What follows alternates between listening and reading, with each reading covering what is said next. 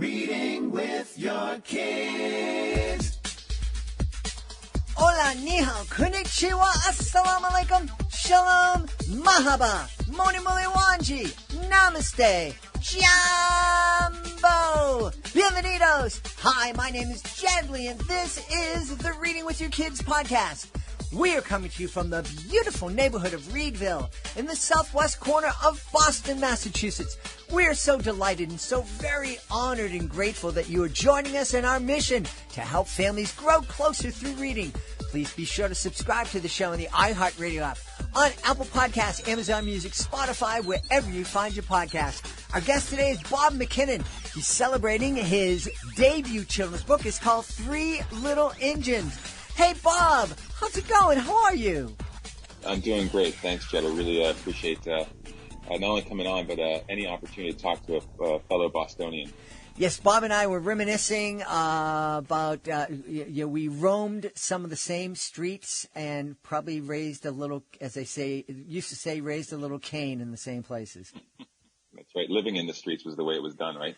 You know, it was. I was just speaking to somebody earlier, and he said, he asked me, so what was it like when you were 5 years old? And I said, well, it was a lot different than it is now, because I was running around the neighborhood by myself back then. I think a parent would go to jail right now if you sent your 5-year-old down the store for anything.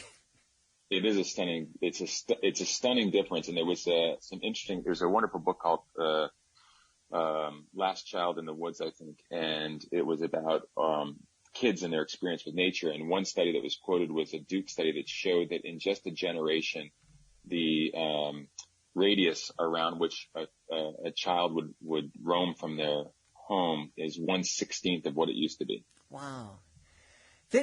That's really sad. Yeah. It really is, because I was... As you started mentioning that, and now certainly I wasn't doing this when I was 5, but when I was in middle school, so 6th, 7th, and 8th grade, me and my buddies, we loved maps. And so we would get a map, and we would get on our bicycles, and we would ride to Framingham and Natick and, miles away from our homes. And no one made a big deal about it. No, we were just talking earlier. I would take the T from Chelsea to Fenway. Mm-hmm. At the time, I was probably 9, mm-hmm. and the oldest kid with us was probably 12. Yeah. And there'd probably be like 5 of us. And it's just a different world. Yeah, really, really different world. And Three Little Engines is a different take on a classic story. Tell us about it. Yeah, so I guess the best way to summarize it is The Little Engine That Could, which is a wonderful book. I, read it to my kids. It has an important message, which is all about trying to ask our children to believe in themselves, which is captured by the phrase, I think I can, I think I can, I think I can. And Three Little Engines is an extension of that, where it asks us also to believe in and help each other. So the closing sort of idea there is not, I think I can, it's I think we can. And it's all about understanding that we have different journeys, trying to get up and over the mountains in our lives. And we all have to work hard to get over those mountains, but we also have different journeys and different tracks that we travel on versus others, right? Mm-hmm. And so if we do get over the mountain and achieve what we want to, it's good to look back and see if there's someone still struggling and to recognize how our journey may have been different than theirs and to do what we can to help. Yeah.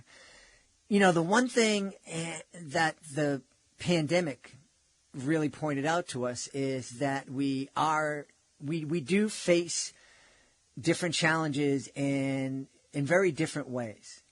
I know the one phrase early on in the pandemic is, hey, we're all in this together. And yes, we were all in it together, but we weren't all in the same boats. Yeah. Some of us were in these big luxury yachts with food and crew and stability. And a lot of the people that were in the neighborhoods that you and I grew up in and outside of Boston, were in these little pieces of wood that were barely able to stay on top of the water. Yeah. It's interesting. I, during the pandemic, and still do, teach at 2 different universities in New York. One is the Parsons School of Design, and one is the Colin Powell School of Civic and Global Leadership at City College. And the student bodies are completely different, right? So City College might be more of the kinds of kids we grew up with in Boston, a lot of, children of immigrants, first-generation college students, struggling, living multi-generational in a home. And Parsons School of Design, the students are better off financially, largely international, but during the pandemic, you saw that they had challenges and they were different, but they were their challenges, right? So if you were a student and you were waking up in China and trying to take a class at 4 a.m. online, that was your struggle and that was difficult, right? But conversely, I had students at City College where they lost loved ones to the pandemic, many. And again, if you're a multi-generational household, they can sort of sweep through your family pretty quickly. And so, you saw that there definitely were different challenges that people were facing during the pandemic, but whatever was right in front of them is their challenge, right? Mm-hmm. And that's what they have to overcome. So we don't want to diminish that it was real, because it was, but you also just want to, once you've gotten through something, like many are hopefully getting close to with what we're dealing with now, you want to say, like, I made it, but still realize that there are others that are struggling, and what can we do to help? Yeah.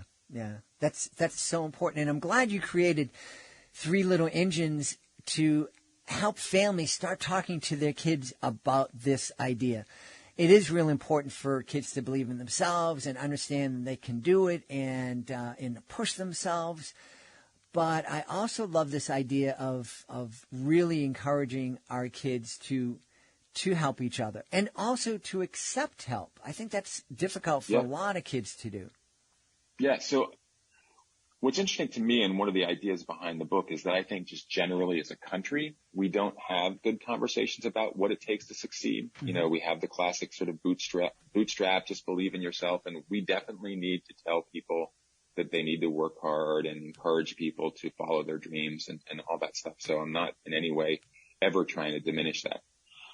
But there's nuance. Our stories are complicated, and we don't have good conversations as a country, so it doesn't lead to good policies. And also as parents, it's really difficult, right? So myself, as someone who grew up experiencing, poverty in Chelsea, and then also when I moved to rural Pennsylvania and living in trailer parks, how do I talk to my kids about my struggles when they're now living, a more privileged lifestyle without them feeling guilty about it? Mm-hmm. Or the classic sort of, I walked uphill, barefoot to school, both ways, right?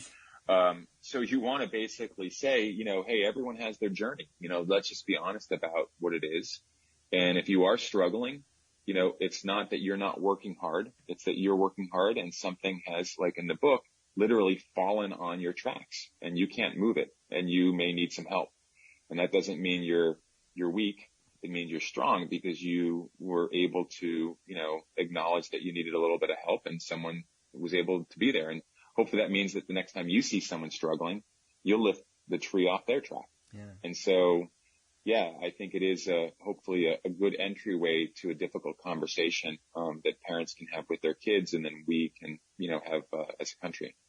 Was there any particular incident or series of incidents that kind of inspired this story? Yeah. So a lot of the work I do generally is around this issue of social mobility. So I teach on this topic. I write frequently on this topic, and, I have a newsletter that comes out called Monday Morning Notes. I also have a podcast, Attribution, all sort of exploring this question of how did I end up here? And so in the course of doing that work, a researcher by the name of Shai Davide at Columbia was doing some really fascinating research on headwinds and tailwinds, how we just, if you run or if you're out for a bike or a walk and you're just more aware of the wind blowing in your face than at your back. And that's similar to how we see life. We're more aware of the struggles in front of us than the winds that may be propelling us forward. And so his work was profiled in the New Yorker magazine by the writer Maria Konnikova, and Shai had sent me the article. And the last paragraph of that piece asked Shai what he does in his own personal life to reflect his research. And he said, well, I can tell you what I don't do is I don't read The Little Engine That Could to my kids. I've always hated that book because it's not fair because some engines can't. And I thought that was a little harsh, because I have a great deal of respect for the original. And as I mentioned, I read it to my kids, but then I went back and I reread it and I thought, well, maybe there's a different way to tell this story. Mm-hmm. One that acknowledges different journeys, and different struggles and different tracks, and also can, again, end with this call for us to, is there anything we can do to help those who maybe had something fall on their track, who got stuck along the way? And I think we can. Mm-hmm. And I think we can. And that was the inspiration, and in some ways is also emblematic of just success. Like, had he not done his work, had it not been profiled in the New Yorker, I would have never written this book. Right. Mm-hmm. And so it sort of speaks to fate and chance in success as well. Yeah. Interesting. As you're talking about his statement, there are some people who can't. I immediately thought of the kids that I worked with when I was working at a school for kids with severe developmental disabilities. And those were kids who weren't, they couldn't, couldn't do so many things. In fact, it would be easier to number the things that they could do for themselves. And I'm wondering, for a long time, those kids and people with disabilities and challenges, we kind of pushed them away and locked them aside. And even, with my job was to bring the kids out in the community, and it was very, very difficult. I'm wondering if one of the reasons they were locked away was because they challenge that idea of we can all do it if we're strong and we work hard enough, and seeing people that couldn't kind of made us afraid. Yeah, it's possible. I mean, we do have a tendency to sort of see things sometimes through a deficiency lens versus an asset lens. Like, what doesn't someone have versus what could they do? I think that's one of the reasons why in the book it was really important to demonstrate, there are 3 engines. There are 2 that have more challenging journeys than the first. But it's still important to note that they're still on a journey, mm-hmm. right? And they're still trying to do what they can do, and they are still working hard. But sometimes, getting over a mountain, whether it's a learning disability, whether it's, poverty, whether it's a health issue, it can feel insurmountable. And we shouldn't just ignore it. We should look around and see who has that challenge. Is there something we can do to help them achieve whatever success looks like for them, mm-hmm. right? Which is different for all of us. Yeah. I know in my research I do educational magic shows around the country, and for the last couple of decades, the topic that schools have most often asked me to perform about or address is the issue of bullying.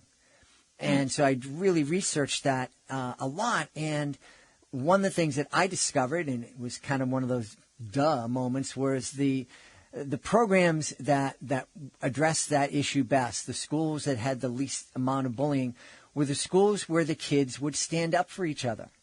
It wasn't the schools where they had this zero tolerance policy about bullying, or other schools that probably followed the advice that you and I got when we were kids. If someone bullies you, hit them in the face. It was the schools where the kids, where the majority of kids who aren't targets, who aren't being bullies, when they stand up, when they see somebody being excluded or being hurt, and say something about it and help out. I think that's kind of what you're talking about here. We need to look and be aware of what's going around to the people around us. Yeah, and I think that would also apply in your example to the bully. Yeah. Right? Yep. So that bully, they've had a journey, and there's obviously the phrase you've probably heard which is hurt people, right? Mm-hmm. And so, I think that, when we start to acknowledge and we look around and we see that we all have different lived experiences and different journeys, and we try to understand them more versus just judge them, then we're more likely to sort of want to join in and stand up and do something to help others, because we just have a better understanding of what maybe they're going through in ways that we wouldn't have if we didn't, either look around or feel comfortable enough to share our journey, which is why, again, going back to one of your earlier questions about, what this can mean for parents and their children. I know a lot of people who don't like to talk about their struggles or their childhood with their kids. I benefited from food stamps, and that's a program, for example, that has a lot of stigma associated with it. But I think it's important for people to know that that's a program that helped me, right? And so that if another parent hears that or another kid hears it, then maybe they don't feel bad about, that. Or if they get teased about it, then they'll know that, say, a lot of people, have benefited from food stamps, Oprah Winfrey, Bruce Springsteen, whomever, And so, I think that it's important to allow ourselves to be a little bit vulnerable in sharing our stories, because people feel less alone. That idea of having the courage to be vulnerable, we've talked a lot about that here on the podcast, and I think it's something important for parents, I think, to model to their kids, just the courage to be vulnerable. One of the things that I encourage every parent to do is, when you don't know something, admit it. Get off that pedestal that your kids put you on, because you are the most important person in their life, and just let your kids know that that you're human and that you make mistakes and you don't have all the answers, but we can find the answers together. Yeah. And that's why, there's probably my favorite part of the book is, sometimes as parents, we think that we are just authorities on high, and we sort of just tell people, or tell our children, here's what it is and here's how it works. And there's a wonderful quote I like to say from Galileo, where he says, you can't teach a person anything, but you can give them the tools to discover it for themselves. And to me, one of those wonderful tools is a question. So the part of the book I really like, it's not that the old rusty engine is telling the little blue engine, like, hey, your journey was different, right? He doesn't do that. He asks her, what was your journey like? Was there wind blowing you back? Did anything fall on your tracks? How heavy was the load you were carrying?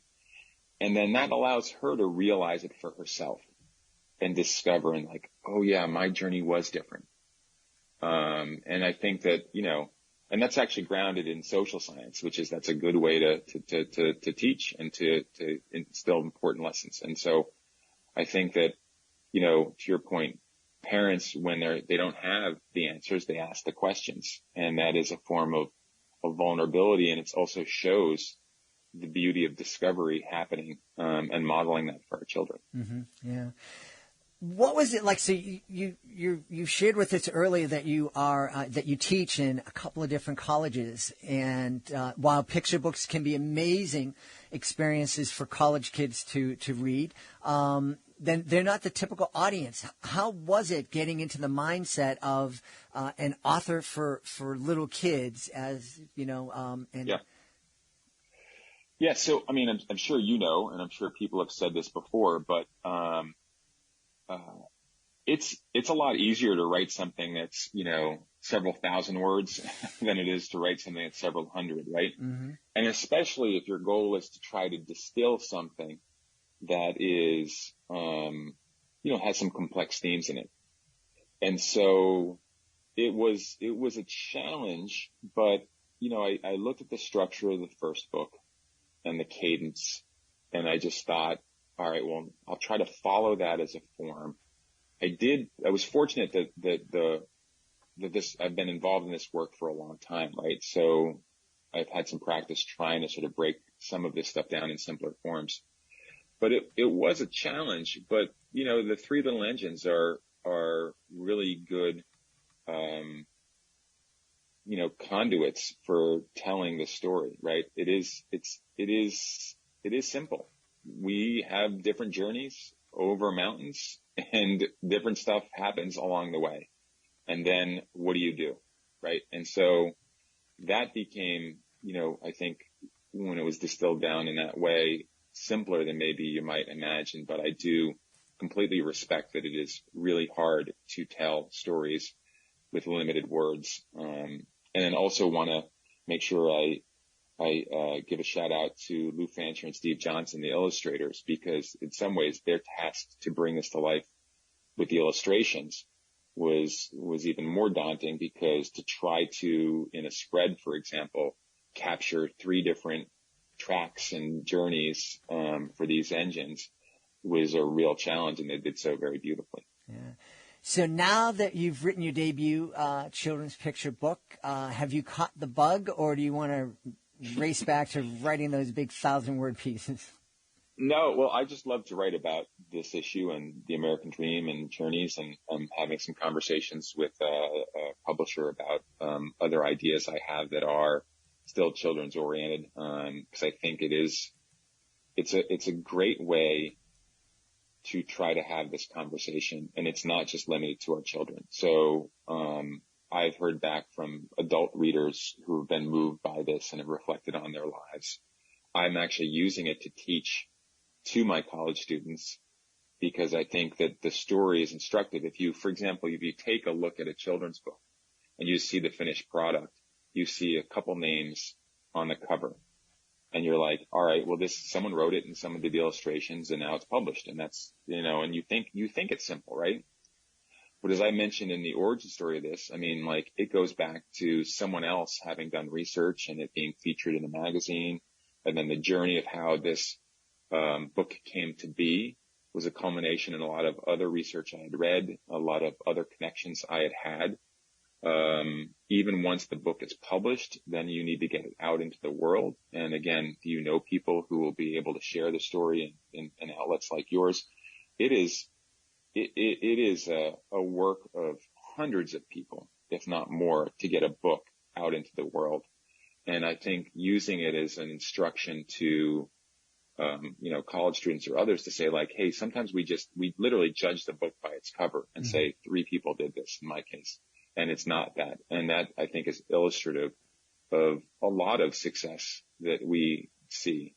That one of the other examples looking at classic characters that I tell is you look at we've all probably seen Rocky dozens of times, the movie, right? And you think it's a movie about Rocky and his incredible work. And he does work hard. I mean, it's hard to argue that anyone works harder. But if you look carefully at that movie, you'll see that, it takes another fighter getting injured in the beginning to even set everything in motion. And then they're looking for someone specifically in Philadelphia, and they're looking for someone with an interesting name, and hence Rocky Balboa gets selected.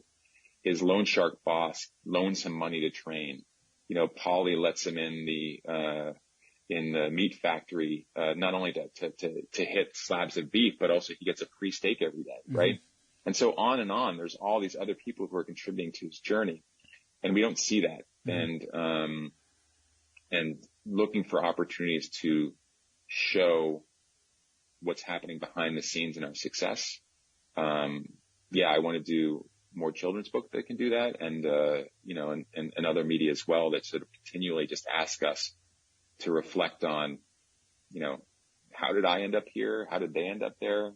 What does it take to succeed or get over life's challenges? I think that there's very few conversations that are more important for us to have, and it's one I'm excited to continue to try to have in whatever medium allows me to do so.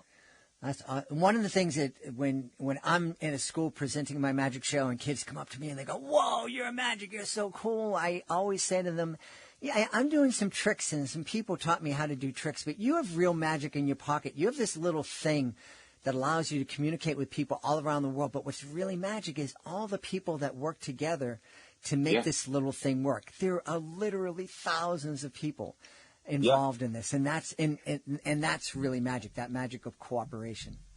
Yeah, and when it comes to books too, I should have definitely shouldn't leave this out. But I was reading something the other day. It was like it essentially was saying that in the context of a book, it's just ink on a page if there's not a reader, right? And then of course there's the people who taught them to read. And so one of the nice things that Penguin had included in the materials that went out with the book is that it said at its heart, Three Little Engines is a thank you letter to all the teachers and parents and role models and even strangers who have at some point lifted a log or tree off our tracks. And clearly we've just gone through a period in our country's history where a lot of people have been doing that to help others. And so, yeah, I mean, it is one of these things where, and maybe it is a question of magic, because it is magical to think about what contributes to making a book or making anything worthwhile in this world. Yeah. Well, we've had a great time speaking to the author of Three Little Engines, Bob McKinnon. Hey, Bob, thanks so much for writing this book and also spending time with us today. Oh, thank you so much for having me, and really love the work that you're doing, and again, a real pleasure talking to you. Please be sure to join us for the next episode of the Reading with Your Kids podcast. Our guest will be Dr. Mel Rosenberg. He'll be here to celebrate a really cool service. It's called Our Books, and it allows you and your kids to create your own amazing flip books at no cost. Check it out. That's the next episode of the podcast. Hey, if you're the author of a fantastic children's book, we would love to help you tell the world all about it. You can be a guest on the show. Being a guest, it's fun, it's easy. It gives you the chance to tell thousands of people about your book, and it doesn't cost a thing. No need to pay anybody to facilitate your visit. All you need to do is to go to our website, readingwithyourkids.com, click on the Authors Click Here button at the top of the page and scroll on down to be a guest. Hey, you can also find out about our fantastic Certified Great Read program. This is a program that has really helped so many authors to help their books stand out from the crowd of books that are published every single month. Do you know there are thousands of books published every single month? That is not an exaggeration. That is reality. It is hard to get your book noticed. We can help. Check it out, readingwithyourkids.com. Authors Click Here. Scroll on down to Certified Great Reads. Want to thank the folks who made today's show so wonderful. Of course, want to thank our guest, Bob McKinnon. Be sure to check out Three Little Engines. Also want to thank my team, Alejandro Doherty, Fatima Khan, Michael Murphy, Rory Grady. I want to thank my beautiful wife for all the support she gives me. Most of all, we all want to thank you. Thank you so much for taking the time to join us today. And as always, thank you so very much for taking the time to make the world a better place by reading with your kids. I'll be looking for you in the next edition of the Reading with Your Kids podcast.